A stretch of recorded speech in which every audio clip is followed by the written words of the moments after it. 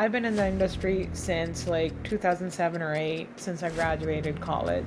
SEO was completely different, I guess, from what is right now. Things are changing, but they're kind of the same. But in the local search space, we're actually working with actual businesses that have a name, address, phone number, the whole 9 yards, and these are legitimate businesses. Clients are never satisfied. Hi, Mon. This is Joy, and welcome to my podcast. This is my fourth episode, and I'm doing with some big local SEO or SEO leaders or marketing leaders like yourself, and you're doing amazing job and creating a great Facebook group, and you're doing awesome marketing. So, first of all, can you just give your introduction in a short or whatever you like? Yeah, so first of all, great introduction. I should pay you for it. But yeah, I've been in the local SEO space since like 2008, like when I was like working at my first job fresh out of college, right? So like I learned about SEO and making money online, and I set up a bunch of like local site and affiliate sites, and I started playing around with them.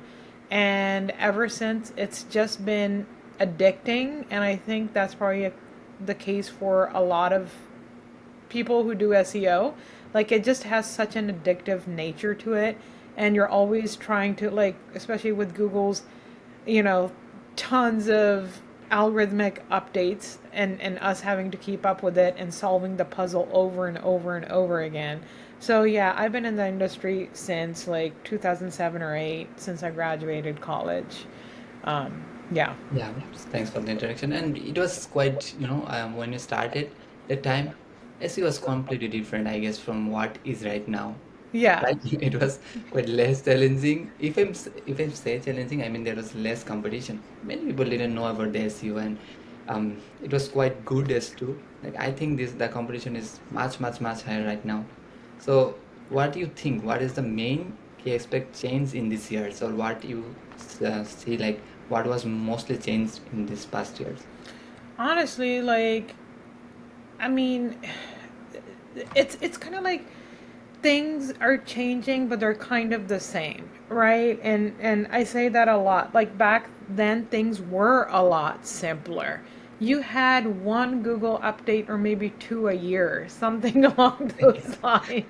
The algorithm wasn't as complicated, and Yeah. now like we seem to average one update, or sometimes there's two updates going on at the same time. Does even Google know what's going on? That's Yeah. the main question. Because with so many updates being unleashed, do they have time to look at, okay, what did this update really do, and did it do it well enough? You know what I mean? So Mhm. that's the biggest difference, I think, is the Google updates at this point. The algorithm is complicated in the sense that like Google is letting it go wild right now, you know what I mean? And then we also have the AI factor Yeah. coming through, as you know. And coming from, like, I was doing niche sites for a couple years, I was very heavily focused on those, and I did well until one of the updates killed my sites.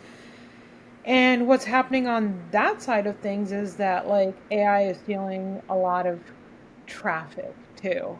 Yeah. So is it really worth it? And Google is not friendly to small publishers anymore.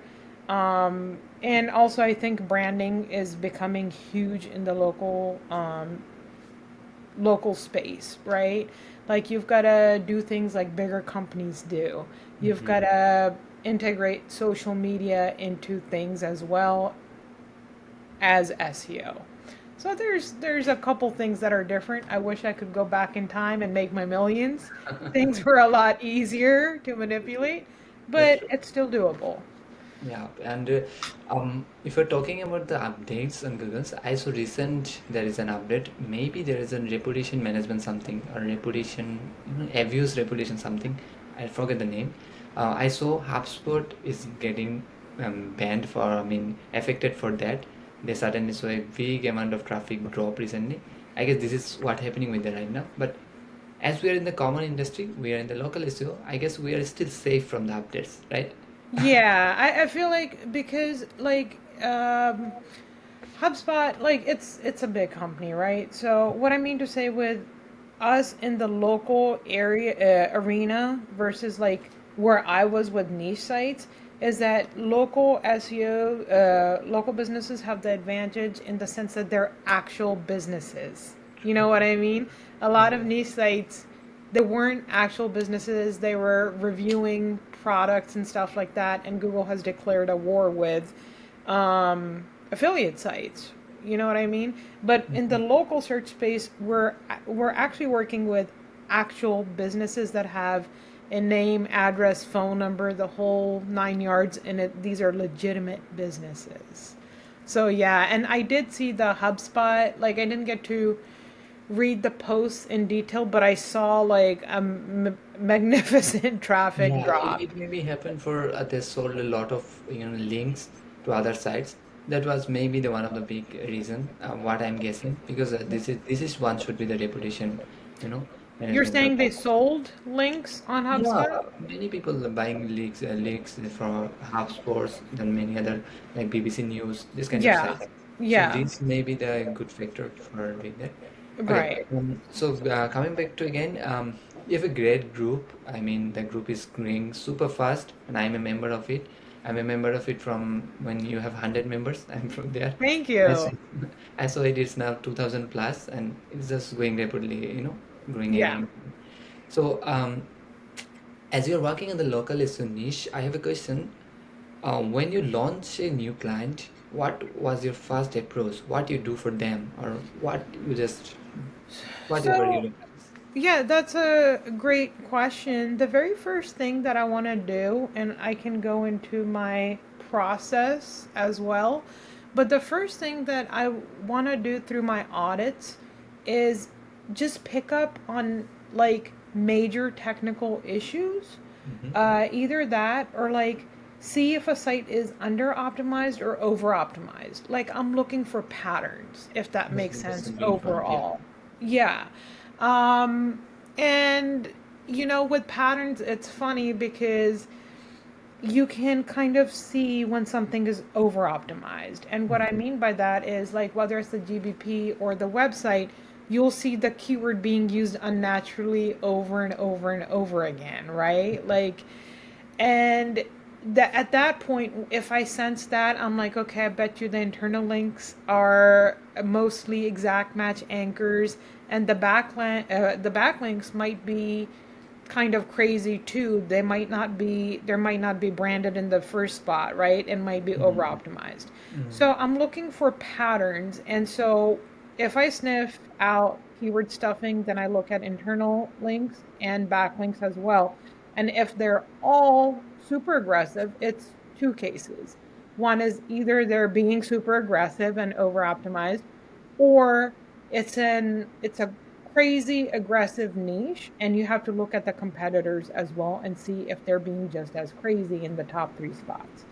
So there's a few things I do when I take on a new client or a new site, right?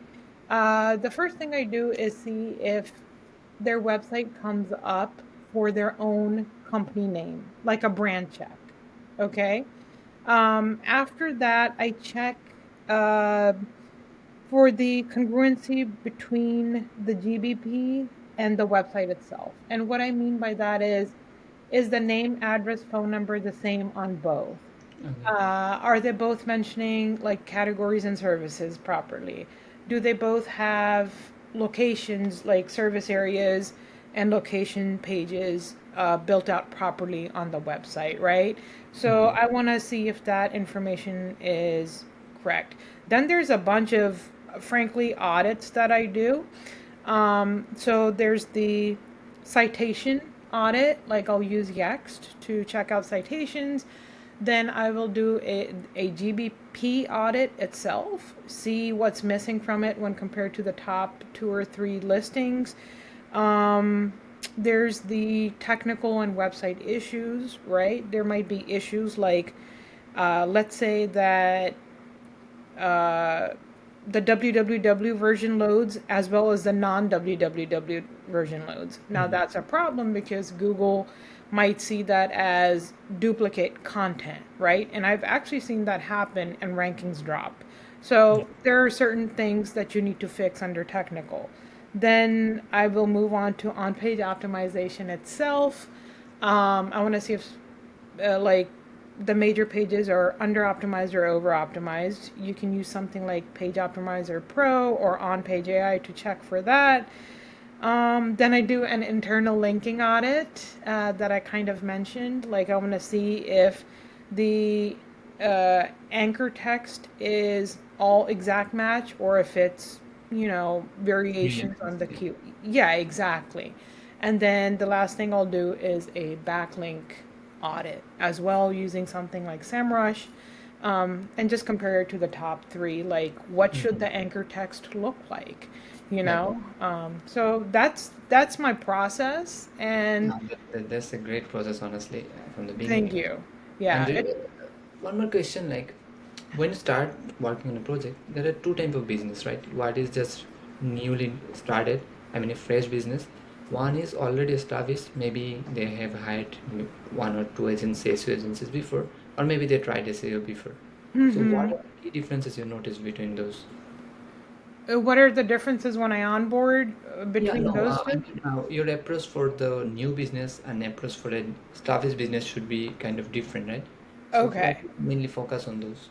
Yeah, so I mean, honestly, the new process, and I'll be honest with you, I hardly ever get like clients that haven't had SEO work done before, right?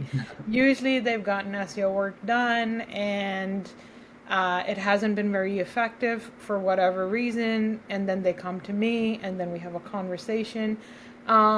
So with a new GBP or a new site that hasn't had work done, the process is really slow and thorough, and it's like having a new canvas.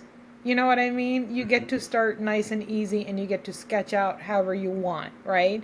Whereas um, when you have a client who's been through like SEO agencies before you, that audit process becomes super freaking important because let's say that you don't audit them properly, Mhm. okay, and you just jump in and start work on that client's GBP or website. Let's say you start with internal linking and you start sending internal links to one of the important service pages or whatever. Okay, cool. Let's say that now you send like exact match anchors to it.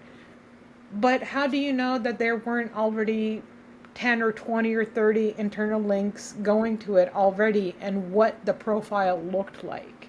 Mhm. I've seen pages kind of dip out of the top 100 when either there's too many internal links going to it or exact match anchors that are just over the top.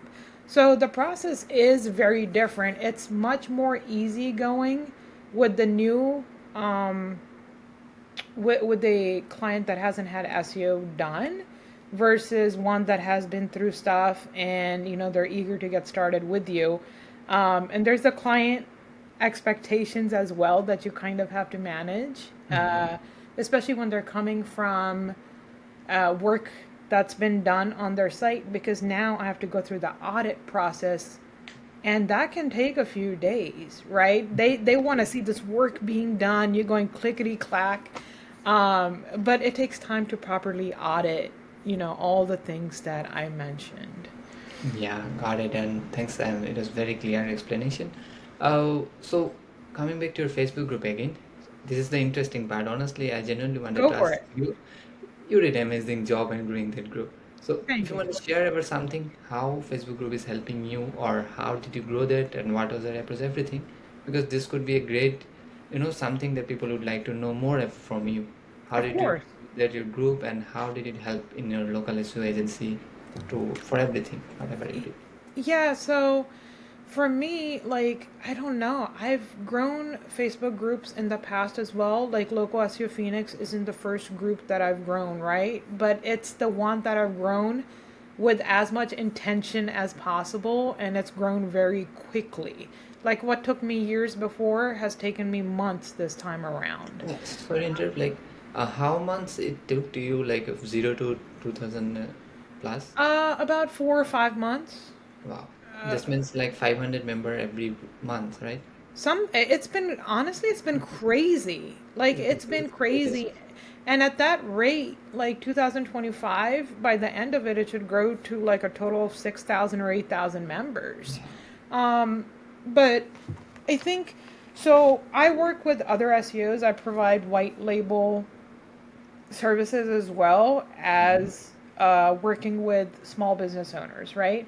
So the group is very, very open.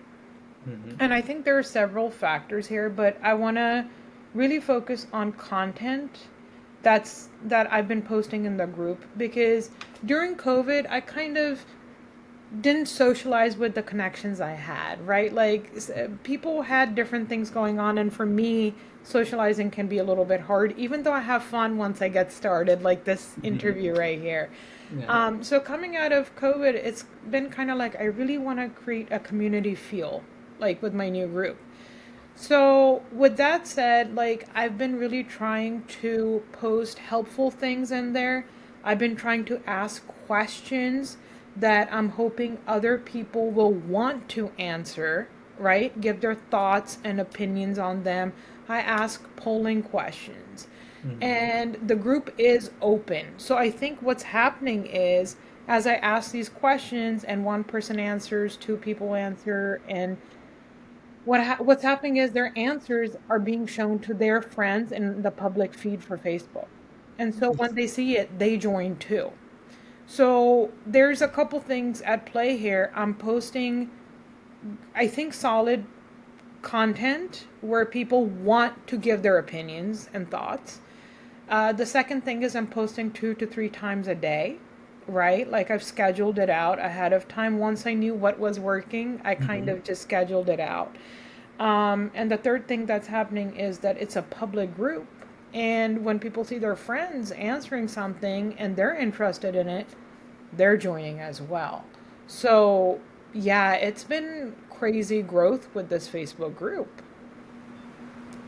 Wow, wow, that's great. Even many people are trying to, I say this trying to, grow a local SEO group, and it's beneficial for local SEO for like us. If we have a community, for example, if someone's stuck with any work, they can just get some genuine advice from other, right? True. Yeah, and just one thing that I want to say that like before I was, known in the industry, like you could say that people know me and maybe that's why they joined too, and that's probably there's truth to that. But before people really knew me, I was posting case studies, right? I was establishing relationships with other Facebook group owners and asking them if I wouldn't just go ahead and post my case study because everyone knows that's promotional They're trying to material. sell you something, right? Yeah, and it's disrespectful, right? Because growing a group takes a lot of work. People don't realize that, but Yeah. keeping spammers out and growing it, where people naturally enjoy your group is a lot of work. So I established relationships. They wouldn't let me mention my like brand, like my company name or my services, which was fine, but they would let me share my case studies in their groups. And I did that on rinse and repeat for years for my first group, and that grew to thousands of members as well. So you can combine these things, right? Like you can, if you are new to everything, start making connections with other people, start being helpful in other groups, see if people will let you post your case study if it's truly non-promotional. Mm-hmm. Make friends on Facebook. Make friends with other SEOs or whoever your target audience is, and post the helpful content on your Facebook wall, and then start a group and start inviting people into it. Start funneling them into it. That's awesome. That's awesome. So Yeah. we are coming back to local SEO again. What are tools you're using for your personal work? For example, how do you track your keywords, or what other SEO tools has been working for you? So there's a few tools that I use, but for tracking specifically, I use Local Falcon for grid rankings, for GBP rankings, and Mm-hmm. then I'll also use something like SERP Robot. It's cheap enough, to track like local website rankings. And there's other tools that I use, like Yext for citation audits. I think I've mentioned that. Um, let's see what else. Sorry, I have a list of tools. Hold on. I Yeah, wrote sure. down a list of tools because I knew I might be asked that. I do use Page Optimizer Pro for like, I'm testing that out for on-page SEO. I've used That on-page. Page Optimizer Pro, yeah, if I'm not wrong, it may be the Kyle's tool. Yes, it is his tool. Okay. Absolutely. And he's a super smart guy, which is why Yeah, I yeah, had to definitely. test it Definitely. out. And Definitely. On Page AI is by Eric Manchuris. I think Mm-hmm. that's how he says his name. And that's a really phenomenal tool as well that I've used in the past. So I'm testing Page Optimizer Pro right now. And I switched from Ahrefs to SEMrush for backlinking audit. It's just the way that I like to see like the anchor clouds and stuff like that. It's more the user interface for me than Okay. anything. But for tracking, it's Local Falcon and SERP Robot. And just a heads up, like I always suggest people to use like the free tools that Google gives you, which would be something like Google Business Profile Dashboard and the Google Search Console, just to measure data, right? Just to look at how many people are clicking onto your site, how many bookings you're getting, how many calls you might be getting, and And for how they Google. are getting finding you, right? Yeah, and search queries. That's a Mhm. huge one. Like what search terms people are entering for your GBP to pop up and for them to land on it. And same thing with Google Search Console. It gives you any issues that Google might have with your website, right? And that's essential. And also, you can see what pages are bringing you traffic, how many impressions you're getting, what else can you optimize for. So, combination of free tools and paid tools, I guess. That's my stack. Got it. And you're using anything to optimize your content or something like writing content, anything? Um, you mean like, do I use any tools for Content like writing, basically. producing the content? Yeah, because we have different type of content. One is localities, could be blog, there could be service pages, location pages. So you are using any kind of optimizer or any kind of content tool for that? Oh yeah, Optimizer. I'm using Page Optimizer Pro right now. Mhm. So sometimes I'll test out its like AI capabilities, and like you can write articles and stuff that are optimized. But to me, sometimes they can, and it's not just Page Optimizer Pro. It's other tools too. They read a little too repetitive and fluffy at times.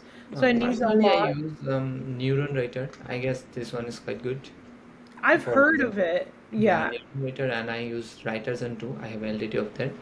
But yeah, some of fluffy. I'm totally agree on that. But it could be good, helpful hand, right? Like using Yeah, this. it's definitely good for a first draft. Hmm. To like, sometimes it's easier to just take something and make it better. You know what I mean?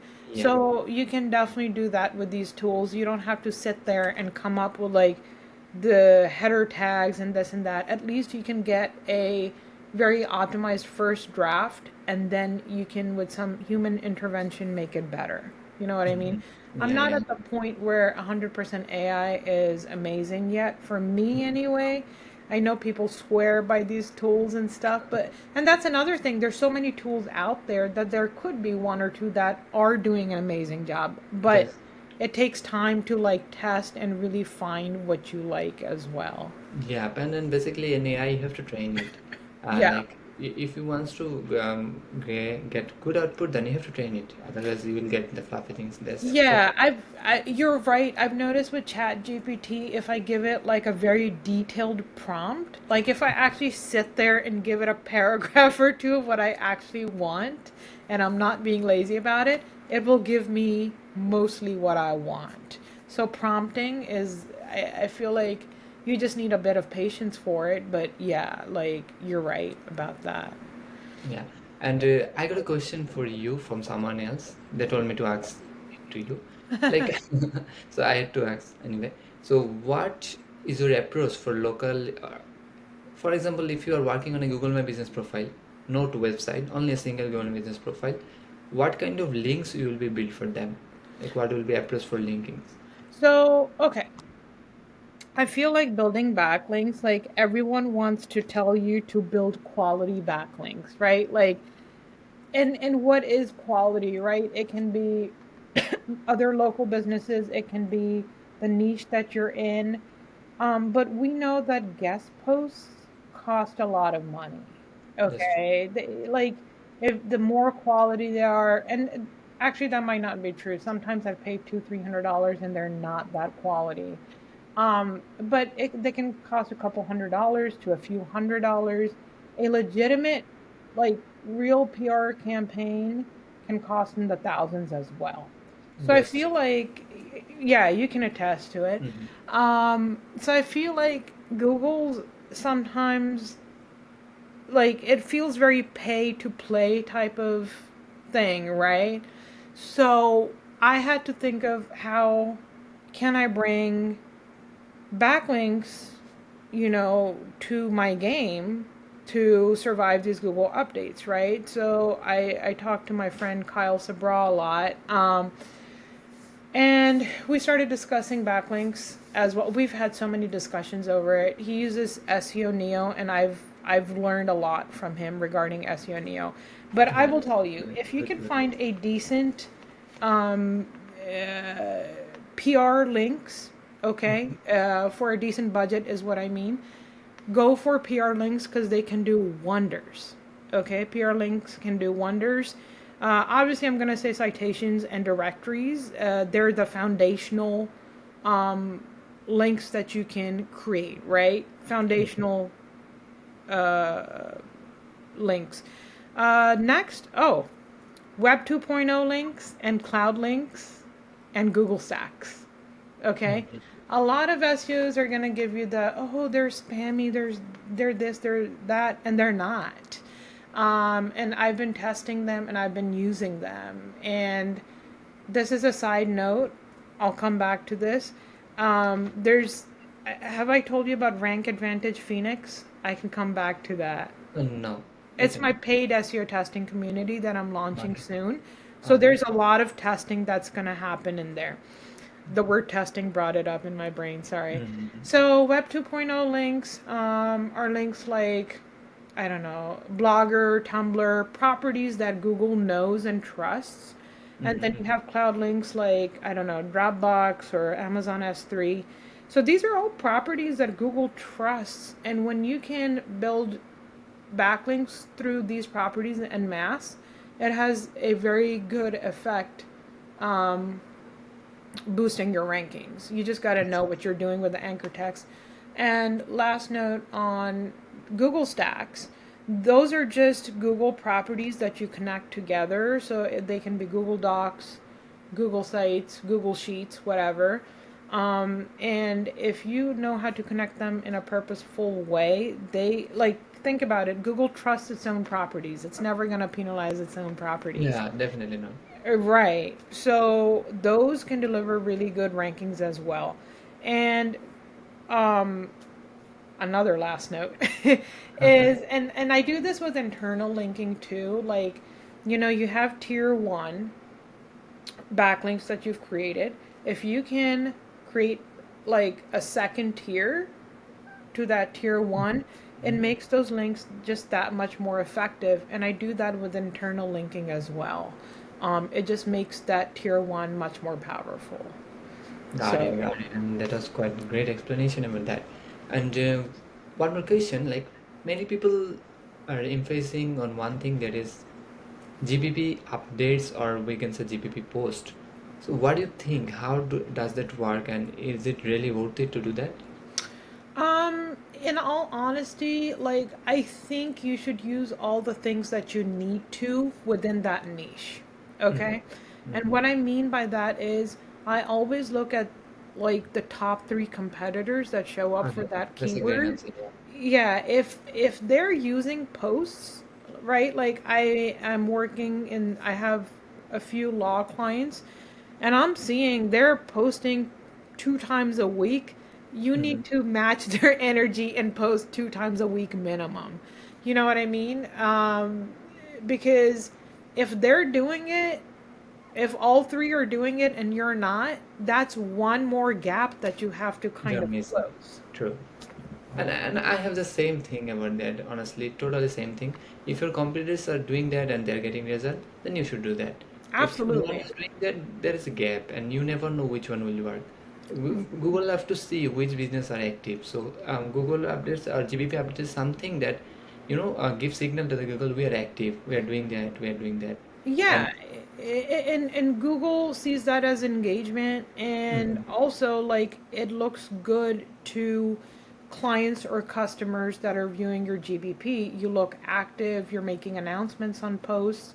So I would say that like if you have the capability of doing posts, go ahead and do them. If you need to see like, okay, what are the top three doing because you're at capacity, let's see if the top three are doing it. If they're doing it, then do it. Okay, last question. What you provide in your local SEO report? Like, what are the things you measure to, clients are never satisfied. Some clients, if I mention, they're never satisfied with the work, whatever I want you to. That's Yeah. why I said before you, like, I create a USP for them. Like, there was a big gap. The client wants to see what you are doing. They don't know Right. what you are doing. Many people don't know what is SEO, right? They're Right. paying. So I create a 3 month deliverable sheet for them. They can track by every week, and That's they can great. see like what you are definitely doing every month, and Right. in everything I have to show them the result as well. So Hmm. what are you are doing them, what are you reporting to them? Like, there's different ways to go about it, right? Like, you can show them traffic increases, you can show Mhm. them visibility, which would be rankings, you can show them conversions.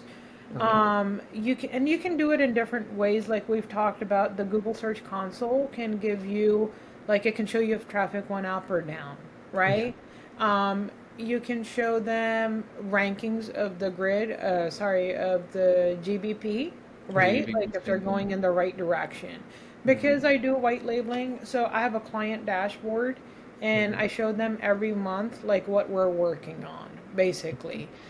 So you have those deliverables, and then I will show them rankings from the Mhm. website, which can be measured with SERP Robot, and then the GBP rankings as well. So I tend to do that, but you can also look at conversions too, which if I notice a good increase in conversions, I Yeah. will point that out to the other SEOs or clients because those are huge, and you can from the website you can do call tracking, form submissions, but even in the GBP dashboard, as you know, Mhm. you can look at website clicks, you can look at bookings, you can look at calls and stuff like that. So you can see when the uptick started, right, or decrease, hopefully not, from when you began work, right? It gives you a month by month analysis. So you can go by any of those, honestly, and just stick to that metric. Don't change it month by month because then you're not tracking anything. That's so correct. And yeah, so what you're coming back again, you said you have a paid testing group right now. I mean, you tell us more about that. We're very Okay. excited. Yeah, so it's called Rank Advantage Phoenix. Okay, I Mhm. had to have Phoenix in there because, local SEO Phoenix is just a branded thing. And Rank Advantage hopefully points out to the obvious. We want to share advantages of, like what things or what strategies are working right now to give you a rank advantage over your competitors, right? Mhm. So it's not live yet. It's going to be live on February 5th. Okay. And I say we because I have help from my friends as well, Kyle and Dimitri. But Mhm. we're basically testing everything on page and off page pertaining to GBPs and local websites. Mhm. And we are going to share the results of that at the 30-day mark, 60-day mark, 90-day mark, because sometimes it takes time for results to really show. So, for instance, I'm doing a test right now on keyword density.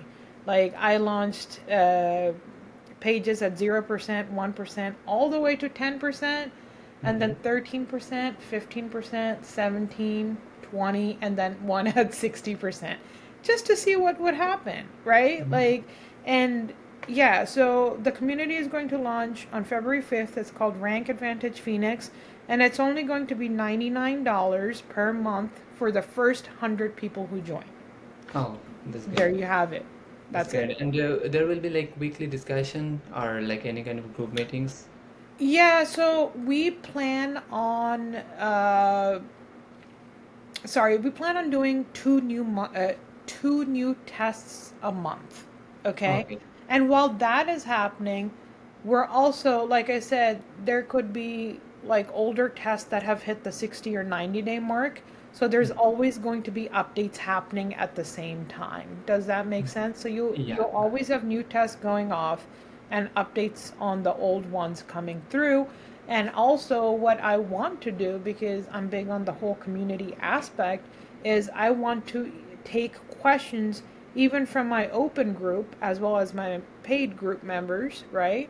I want to take any questions from them, what they would like to see tests on and stuff, and test those things as well. Yes, that's amazing. And you guys going to test with a group or the single person we're going to test? It will be group work, right?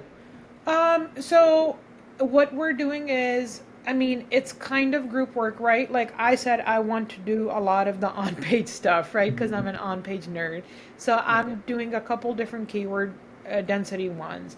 Dimitri is really good with like paid ads, so he's doing one with that. Mm-hmm. And Kyle, I'm forgetting, he's doing some backlinking stuff. Like he's testing if citations versus data aggregators, like which ones have a better effect.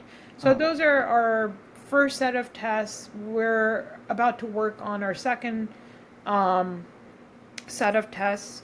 We have the first episode already out there. It's for mhm. free for everyone.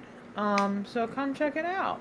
Yeah, for sure. And I'll share the link with my audience. They will love to see it. And personally, I'll be joining there for your just you get another member. And Thank I'll you. be joining there. And I would love to test the groups, testing what we discuss here first. Like, I will try to launch some new Facebook group targeting different niches and different location. And I would love to share the result what I'm getting in month one or two. Hell Yeah. yeah. Yeah, I'm so down. definitely I will love to join there. And yeah, if you want to share anything about it, you can. That is a great podcast, I guess.